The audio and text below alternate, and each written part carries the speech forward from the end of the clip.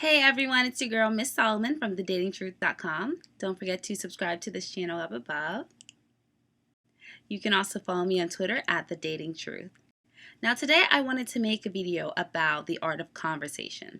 A lot of times when we meet people that we like or potential dates, we get incredibly nervous and we feel like we can't be ourselves in the interaction. We don't know what to say, we lose track of our thoughts, and we wind up leaving the interaction without getting results. We leave it unsuccessfully, which means that maybe you didn't exchange numbers, maybe you exchanged numbers and they never called you. So essentially, when you have a conversation with a stranger or a potential date, you want it to lead to a positive outcome, which means going on a date with this person. You're hoping that when you meet this person and you interact with them in conversation, you are going to inspire them to want to go out with you. You're going to create chemistry and you're going to both enjoy yourselves to the point that it leads to exchanging numbers, setting up a date, and actually going out with each other. So I want to give you a couple tips for not only having a successful interaction, but having a conversation and an interaction with somebody that will lead to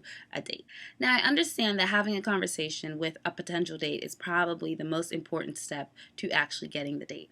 And a lot of people are very nervous about speaking to good-looking people, speaking to people that they like, speaking to somebody that they really are attracted to. And so I want to give you a bit of advice for what I've always done. I once read in a Dr. Phil book that if you are nervous in an interaction, you should leave it. You should excuse yourself. You should just stop talking to this person. If you walk up to somebody that you find attractive and you say hello, and all of a sudden you realize that you are incredibly nervous, I would just, excuse yourself and say it was a pleasure to meet you and keep it moving. Because when I was younger, in my 20s, I would meet people and I would start sweating like a fool, and I just felt so terrible and self-conscious. And a lot of times I wished that I had gotten out of the interaction because the entire time I wasn't being myself because I was so self-conscious. So I think that you have to get to a point where you realize, are you self-conscious? Are you nervous? You check in with yourself and you take personal inventory to say, is this person making me nervous because I like them? Or is this act in itself making me nervous? Am I afraid to talk to new people?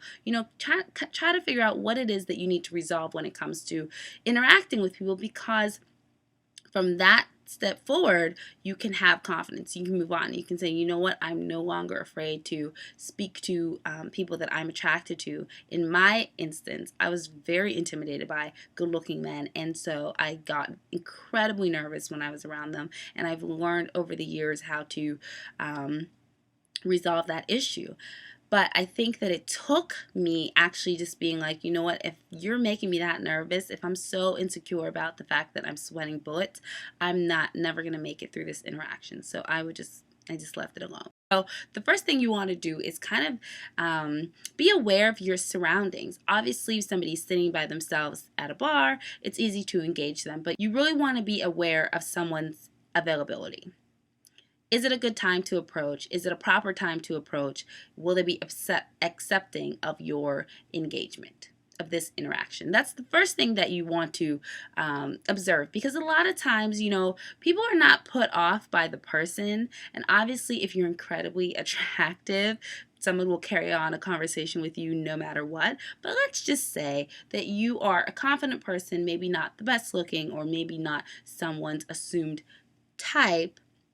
You want to be very cognizant of what's going on and if they're even available to be approached and have a conversation, because I think that it turns a lot of people off, especially women, if a guy approaches you at a time that's very awkward and you're not in the position to have just a conversation about nothing. You're not in a position, you have no will, want, and desire to chit chat. So it's very important that when you approach people and you engage in conversation, you are aware of the surroundings and you know that it is a time that they are available and have a free moment to interact with you. So part of my challenge to you in having a winning conversation and a positive interaction is, one, I want you to come up with 3 questions that you always ask no matter who you meet. Because at the end of the day, you're going to start to notice if you're getting a positive response or a negative response from these questions. Now, I do it all the time, And it comes so naturally that I don't even think about the questions that I ask, but I always ask the same questions. Do you know why? Because it works. And in dating, and when you give dating advice, and as a dating truth policy, you only want to do things that work. You don't want to do things that don't work. And the only way you'll know if they work is if you keep doing them and you keep getting positive results. You'll know that it's not an accident.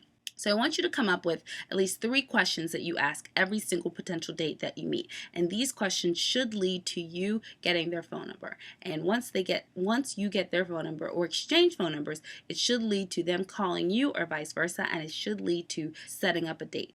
I hope this was helpful. Thank you guys for watching. Don't forget that you can subscribe to this channel up above, right there. And you can follow me on Twitter at The Dating Truth.